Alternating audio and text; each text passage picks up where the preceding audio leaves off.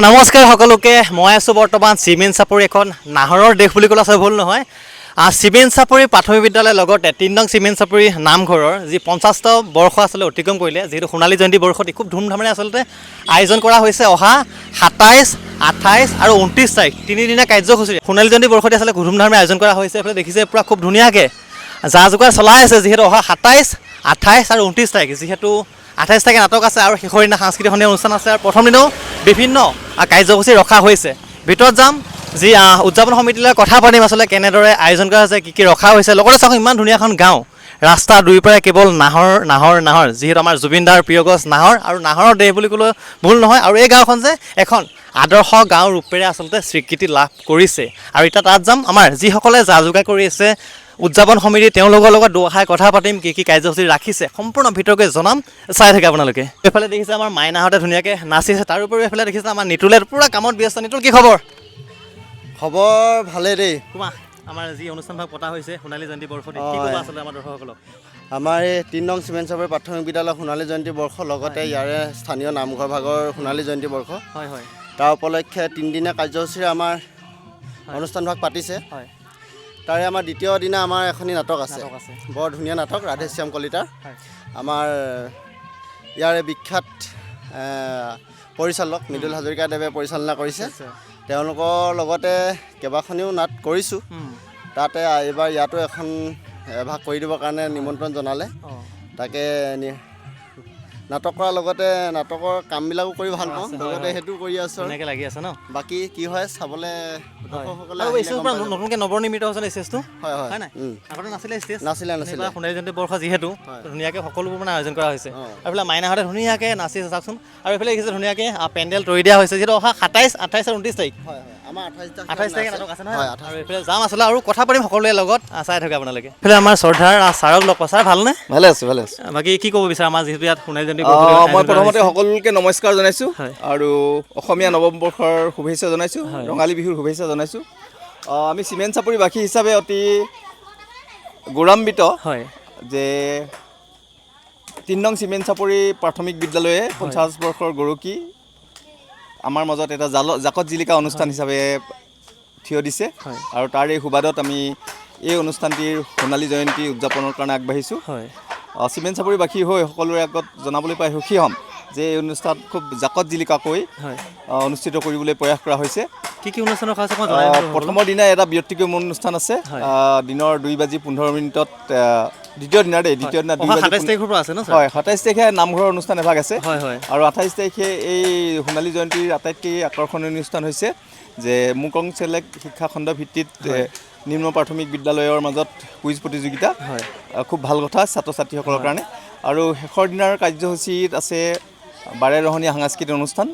দিনৰ ভাগলৈ আছে মুকলি সভা, য'ত ডিব্ৰুগড় বিশ্ববিদ্যালয়ৰ শিক্ষাতত্ত্ব বিভাগৰ বৰ্তমান নৱপ্ৰজন্মৰ কাৰণে খুব ভাল কথা কৈ তেওঁ জনপ্ৰিয় হোৱা ডক্টৰ প্ৰাঞ্জল বুঢ়াগোহাঁইদেৱ আহিব। আমি তেখেতলৈ বাট চাই আছোঁ।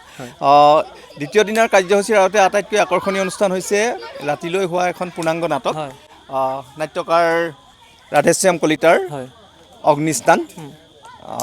আমিও তাত সৰু চৰিত্ৰ এটাত অভিনয় কৰিছোঁ। সেয়েহে সকলোকে এই নাটক উপভোগ কৰিবৰ কাৰণে, কুইজ উপভোগ কৰিবৰ কাৰণে আৰু শেষৰ দিনাৰ মুকলি সভাত উপস্থিত থাকি সাৰুৱা কথাৰে নিজৰ জীৱন ধন্য কৰিব বুলি ভাবি ইয়াৰে আমন্ত্ৰণ জনাইছোঁ। ধন্যবাদ। বাকী ছাৰ ভালে আছে? ভালে আছোঁ। কি ক'ব আছিলে আমাৰ দৰ্শকসকলক? বহুতে হয়তো চাই আছে বৰ্তমান সময়ত, যিহেতু সোণালী জয়ন্তী বৰ্ষ আয়োজন কৰা হৈছে। সোণালী জয়ন্তী বৰ্ষ আমাৰ নামঘৰৰ মানে সোণালী জয়ন্তী বৰ্ষ পৰিছে, গতিকে সকলোকে মই আহ্বান জনাইছোঁ, সকলোৰে সহযোগিতা কামনা কৰিছোঁ। এই সুযোগতে বিশেষ আকৰ্ষণ ভাগৱত পাঠৰ ব্যাখ্যাকাৰ আহিব আৰু ২৮ এপ্ৰিলত এখন সুন্দৰ পূৰ্ণাংগ নাট প্ৰদৰ্শন হ'ব। গতিকে আৰু ২৯ তাৰিখে আকাশ নিবিড় দ্বাৰা সংগীতানুষ্ঠান গীতৰ এনিশা সকলোৱে উপভোগ কৰিব বুলি মই আমাৰ ককাইদেউ পৰা খুব ধুনীয়াকৈ আচলতে ওতঃপ্ৰোতভাৱে আচলতে জড়িত হৈ আছে। এইফালে আমাৰ মৃদুল দা, কি খবৰ? নমস্কাৰ। ভাল মানে এইখন আচলতে কেমেৰা আগত ল'লে বহুত বেছি বেয়া পায়, মানে কি ক'ব বিচাৰে আমাৰ দৰ্শকসকলক? মানে লুকাই থাকে, কেমেৰা দেখিলে পলাই দিয়ে, কিন্তু মই ঘপককৈ আহি বুজি আহিলোঁ আচলতে। সেনেধৰণৰ কথা নহয়, সদায় নেপথ্যত থাকিয়ে কাম কৰি আছোঁ। যি কি নহওক আপোনালোকক আমি জনাব বিচাৰিছোঁ, ধেমাজি জিলাৰ আমাৰ চিমেণ্ট চাপৰি অঞ্চলৰ আমি ৩ নং চিমেণ্ট চাপৰি গাঁৱৰ নিবাসী। যিহেতু এই গাঁওখনত প্ৰতিষ্ঠা লাভ কৰা চিমেণ্ট চাপৰি প্ৰাথমিক বিদ্যালয়খনে 50টি বছৰ গৰকিছে ইতিমধ্যে। সেইটোকে গাঁৱৰ ৰাইজে উলহ মালহেৰে 3 দিনীয়া বৰ্ণাঢ্য কাৰ্যসূচীৰে লগতে বিদ্যালয়ৰ লগতে আমাৰ যি নামঘৰ 3 নং চিমেণ্ট চাপৰি গাঁৱৰ নামঘৰৰো সোণালী জয়ন্তী বৰ্ষ উদযাপন কৰিবলৈ আমি আগবাঢ়িছোঁ। সেই উপলক্ষে আমি খুব সুন্দৰকৈ কাৰ্যসূচী প্ৰস্তুত কৰা হৈছে। ইতিমধ্যে আমাৰ উপদেষ্টাসকলে জানিবলৈ দিছে ৰাইজক। ময়ো জনাইছোঁ যিহেতু অহা 27, 28 আৰু 29 এপ্ৰিল 13, 14, 15 বহাগ 3 দিনীয়া বৰ্ণাঢ্য কাৰ্যসূচীৰে আমাৰ এই নামঘৰ আৰু বিদ্যালয়ৰ সোণালী জয়ন্তী বৰ্ষ আমি উদযাপন কৰিবলৈ আগবাঢ়িছোঁ। এইখিনিতে আমি জনাইছোঁ আমি প্ৰথম দিনা নামঘৰৰ কাৰ্যসূচী আমি ৰাখিছোঁ যিহেতু ধ্বজা উত্তোলনৰ পাছতেই আমি আমাৰ নামঘৰৰ যি সোণালী জয়ন্তী বৰ্ষ আমি উদযাপন কৰিম। সেই উদযাপনতে আমি সংগতি ৰাখি ভাগৱত ব্যাখ্যা যি অনুষ্ঠান আমি ৰাখিছোঁ, য'ত আমাৰ ভাগৱত ব্যাখ্যা হিচাপে আমাৰ উপস্থিত থাকিব মাঘেৰিটাৰ পৰা। যিহেতু সকলোৱে অসমৰ ৰাইজে জ্ঞাত সকলোৰে পৰিচিত আমাৰ মন মাধৱদেৱ আহি আমাৰ মাজত উপস্থিত হ'ব ভাগৱত ব্যাখ্যাৰ বাবে। লগতে আমাৰ ধেমাজি জিলাৰ বৰদলনিৰ পৰা আহিব আমাৰ হৰিকান্ত দাসদেৱ আহিব। লগতে আমাৰ সেইদিনাই আমাৰ নিচেই কাষৰ গাঁও সন্দিকৈ মিলন গাঁও, সন্দিকৈ গাঁও আৰু যোৰহতীয়া গাঁও, লগতে আমাৰ 3 নং চিমেণ্ট চাপৰি মহিলাসকলৰ দিহানামৰ কাৰ্যসূচী আমি সেই একেদিনাই আমি কাৰ্যসূচী ৰাখিছোঁ। আৰু ইতিমধ্যে আমাক জানিবলৈ দিছে আমাৰ মাজত সেইদিনাই উপস্থিত থাকিব গহপুৰ শিক্ষা নিকেতনৰ অধ্যক্ষ জয়ন্ত শইকীয়া ডাঙৰীয়া আমাৰ মাজত উপস্থিত থাকিব বুলি আমাক জানিবলৈ দিছে। আমি খুব সুখী হেনে এজন ব্যক্তি আহি আমাৰ মাজত আমাৰ উপস্থিত হ'বহি। লগতে দ্বিতীয় দিনা কাৰ্যসূচীলৈ আমি যাব বিচাৰিছোঁ। দ্বিতীয় দিনা কাৰ্যসূচী যিহেতু বিদ্যালয়ৰ সোণালী জয়ন্তী, সেই বিদ্যালয়ৰ সোণালী জয়ন্তীত কুইজ কম্পিটিশ্যন অৰ্থাৎ কুইজ প্ৰতিযোগিতা অনুষ্ঠিত হ'ব।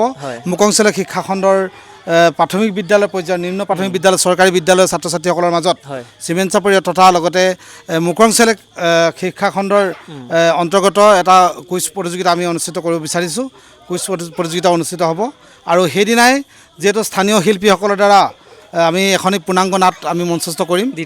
দ্বিতীয় দিনা নাম ৰাধেশ্যাম কলিতাৰ নাটক ৰক্ত স্নান পৰিচালনা মই কৰিছোঁ, পৰিকল্পনা মোৰে। যি কি নহওক মই বুলি ক'লে অহংকাৰ আমাৰ গোটেই দলটো আছে, নেপথ্য থাকি আমি কাম কৰিছোঁ। যি কি নহওক চিমেণ্ট চাপৰি আমাৰ 3 নং চিমেণ্ট চাপৰি গাঁও উন্নয়ন সমিতি, মহিলা সমিতি, লগতে গাঁৱৰ প্ৰতিজন ব্যক্তিয়ে যেনেধৰণে এই সোণালী জয়ন্তী বৰ্ষ উদযাপনৰ বাবে দেহে কেহে লাগি আজি খুব কম দিনৰ ভিতৰতে আমি 3-4 মাহৰ ভিতৰতে আমি প্ৰস্তুতি চলাই আমি আগবাঢ়িছোঁ। আৰু শেষৰ দিনালৈ যিহেতু বিহুৰ বতৰ, সোণালী জয়ন্তীৰ লগতে বিহুৰ বতৰ, সেইকাৰণে আমি এজন আমন্ত্ৰিত শিল্পী আমি অসমৰ জনপ্ৰিয় শিল্পী আকাশ নিবিড় আমাৰ মাজত উপস্থিত থাকিব।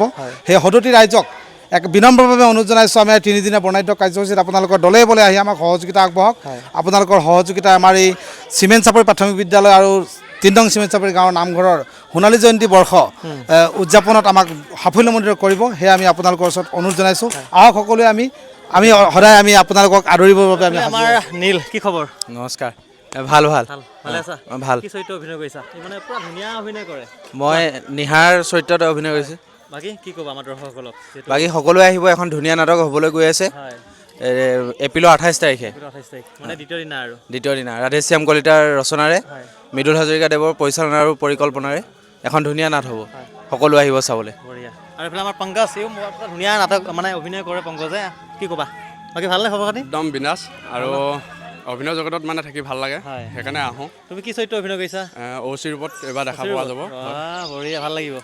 সকলোকে নিমন্ত্ৰণ জনাইছোঁ এই ভিডিঅ' যোগেদি, আহিব আৰু মইনাজান অসমৰ চেনেলটোলৈ মৰম দিব। মৰম দিব। কি চৰিত্ৰত অভিনয় কৰিছে আচলতে? মই দিগন্ত বৰুৱা, সাগৰ বৰুৱা ভাইক। আচ্ছা, সকলক কওঁ যে আপোনালোকে আহক। মই ভাবিছোঁ সকলোৱে ভাল পাব, ভাল লাগিছে লগত কাম কৰি। আগতে সিহঁতে কৰিছে, সিহঁতৰ লগত এবাৰ মই প্ৰথম। আৰু আমাৰ 50 বৰ্ষ সোণালী জয়ন্তী গাঁৱৰ ৰাইজে বহুত উলহ মালহে মানে সহযোগ কৰিছে। সেইকাৰণে বাকী সকলো ৰাইজ আহক, নাটক উপভোগ কৰক। আৰু 28-29 তাৰিখে আমাৰ শিল্পী আহিব, সাংস্কৃতিক সন্ধিয়া আছে। আহক সকলোৱে সহযোগ কৰক, আমাৰ ভাল লাগিব। ধন্যবাদ।